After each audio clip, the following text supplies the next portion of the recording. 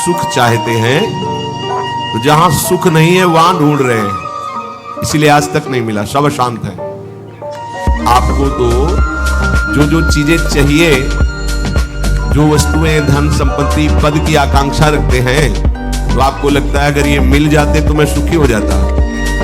अपने को ऐसे बहुत मिले हैं जिनके पास आप चाह रहे हैं, उनकी बहुत मात्रा में संग्रह किया हुआ है, बहुत अधिकारिता है, बड़ा पद है, खूब ऐश्वर्य है, जगत में उनका नाम है, सम्मान है, पर हृदय जल रहा है, हृदय अशांत। क्यों? क्योंकि जहां शांति प्राप्त होती है वहां उनका संबंध ही नहीं। अशांतस्य कुतः सुखम, जिसका चित्त अशांत है उसे सुख कैसा? ब्रह्म।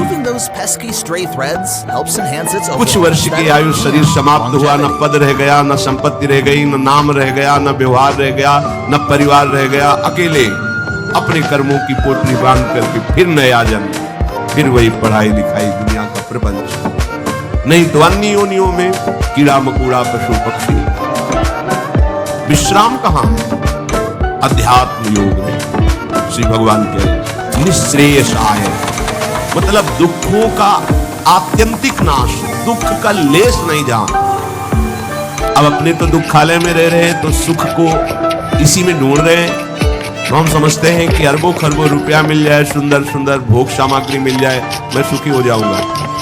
ऐसे अभी इसी भूमंडल पे हैं जिनको खुद पता नहीं कि मेरे पास कितनी धनराशि है, रोज नए नए भोग भोगते हैं, पर नींद नहीं आती, नींद की दवा लेना पड़ता है। मानसिकता बिगड़ी हुई है, विक्षिप्त है, हृदय जल रहा है, हर समय भयभीत है, कहीं ऐसा ना हो जाए, कहीं ऐसा। सुख विनिश्चितम बदामि तेन अन्यथा वचांसि, गोस्वामी जी कहते मैं सत्य कह रहा हूं, मेरी बात अन्यथा नहीं। जब तक तुम हरि भजन नहीं करोगे तब तक तुम्हें त्रिकाल में, त्रिभुवन में कहीं भी शांति नहीं।